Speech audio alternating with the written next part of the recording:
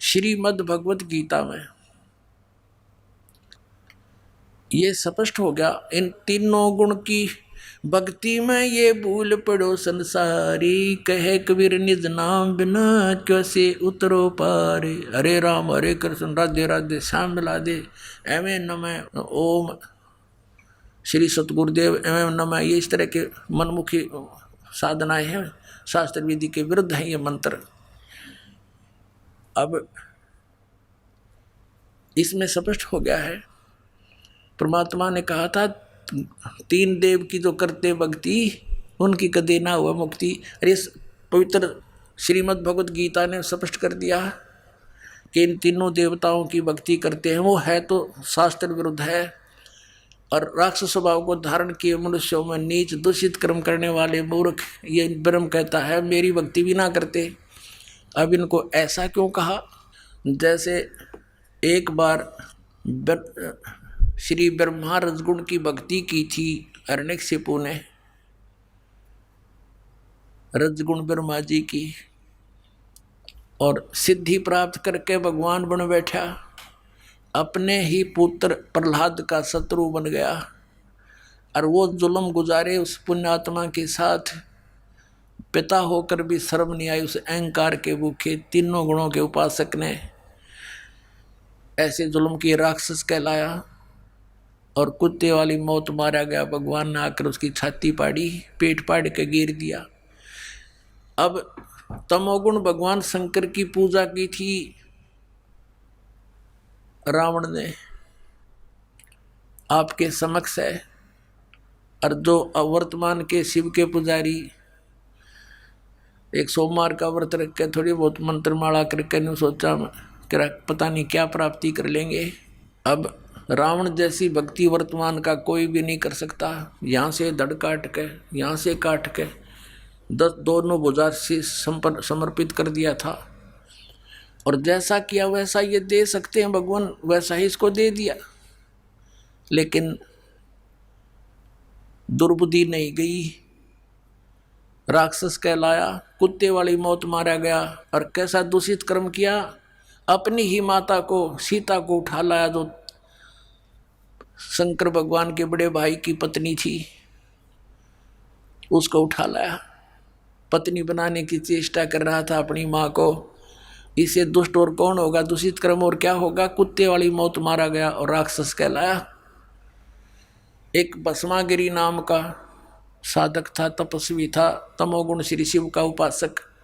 और शिव जी के गेट के सामने, मेन गेट के सामने ऊपर को पैर करके नीचे ने सिर करके तपस्या करने लग गया।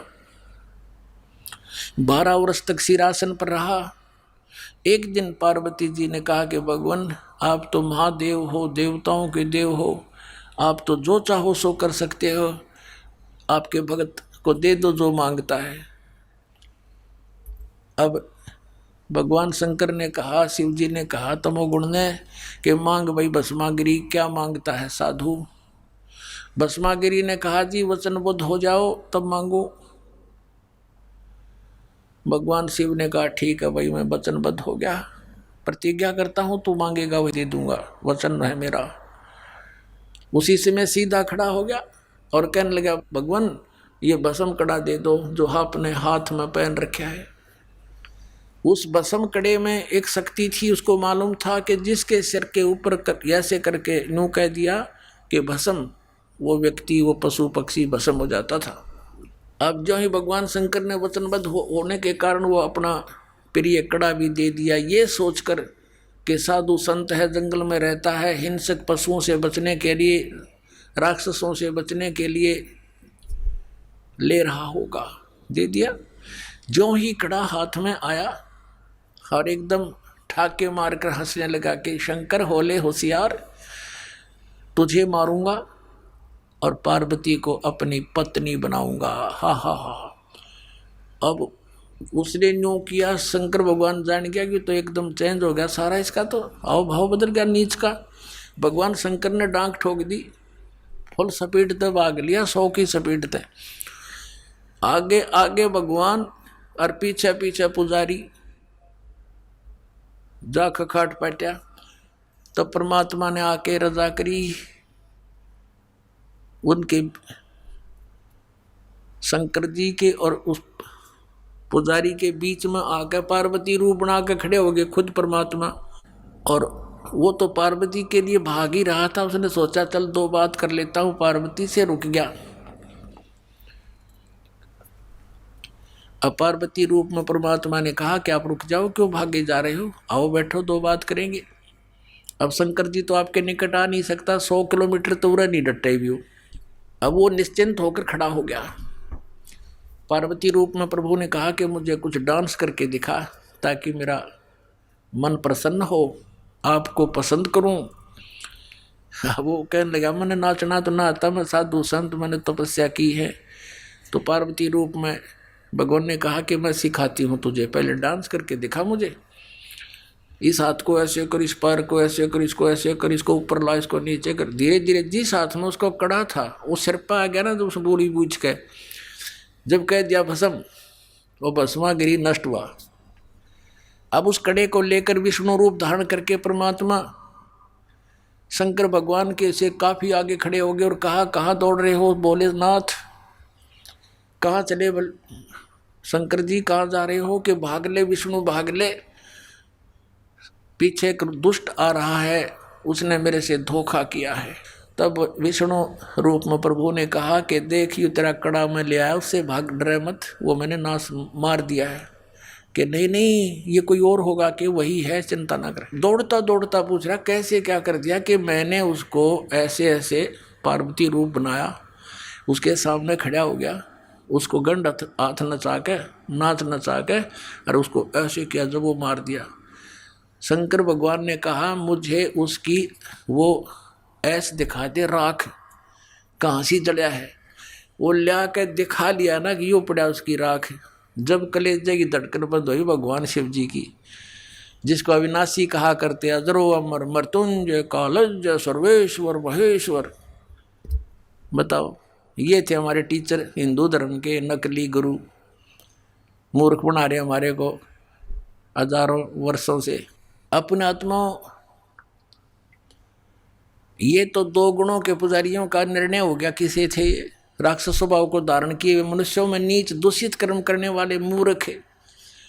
अब भस्मा गिरी जैसा नीच कर्म कौन करेगा, भगवान की पत्नी पे, और नीत खराब कर दिया अपनी माँ पे, तो इसे दुष्ट गीता जी में कहा है, राक्षस स्वभाव को धारण किए। भस्मा असुर कहलाया, भस्मा राक्षस कहलाया, भस्मा गिरी से। अब सतोगुण श्री विष्णु जी के पुजारी वैष्णो धर्म, वैष्णो साधु होते हैं। एक समय हर की पैड़ी हरिद्वार के अंदर एक कुंभ के पर्व की, कुंभ के मेले की, त्योहार की पर भी लगी। हर की पैड़ियों पर वो पर भी लगनी थी, वहाँ स्नान करना था। तो सभी ये षटदल बोला है न, 6 प्रकार के को, गिरी पुरी नागा सन्यासी वैष्णो नाथ, ये षटदल कहलाते हैं। दल माने संख्या, अलग अलग ग्रुप, दल माने पूरा समूह। तो ये सब षटदल अपने अपने स्थान पर, अपने अपने डेरों में, अपने अपने ग्रुप में, गिरियों में गिरी, पुरियों में पुरी, सन्यासियों में सन्यासी, नागाओं में नागा, वैष्णवों में वैष्णव साधु जा करके अपने ग्रुप में वहाँ हरिद्वार में इकट्ठे हो गए। ये ऐसा ही करते हैं। और जब स्नान करने का समय आता है उस समय ये सभी चल पड़ते हैं अपने मुखिया के पीछे पीछे। अपने अपने अलग अलग गिरियों का मुखिया अलग होता है, पुरियों का अलग, सन्यासियों का अलग, वैष्णव का अलग, नागाओं का अलग। ये नागा और गिरी पुरी सन्यासी और ये नाथ, ये सारे तमोगुण शिव के उपासक, सतोगुण विष्णु के उपासक वैष्णव साधु। पहले नागा पहुंच गया पूरा ग्रुप, कोई हजारों की संख्या में, 50-60 हजार। और हर की पैड़ी पर नहाने के लिए पोजीशन पकड़ के नहा, पहले स्नान करने लगे। पीछे से आगे वैष्णव का समूह पूरा।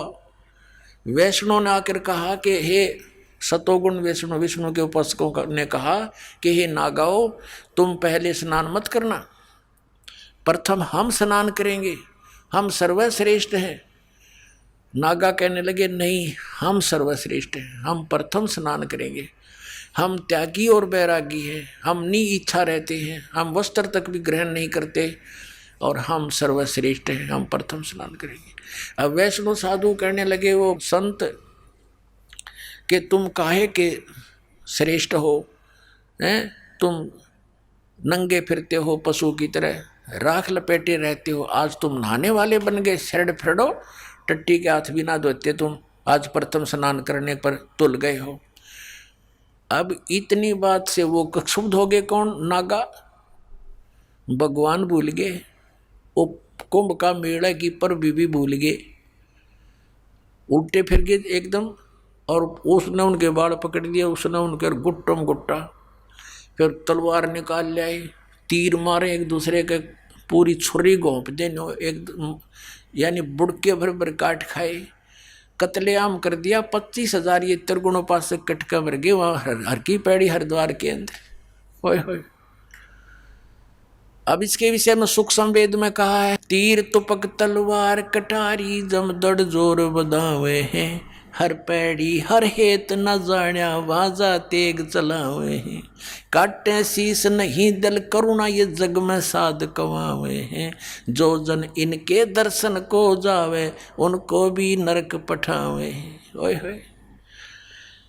4 पंक्तियों में निर्णय दे दिया सुख संवेद में परमात्मा ने, कबीर भगवान ने, कि तीर तुपक तलवार कटारी और डट के लठ बजावे हैं, जमदड़ जोर बधावे हैं, और हर पैड़ी हर हेत नहीं जाना।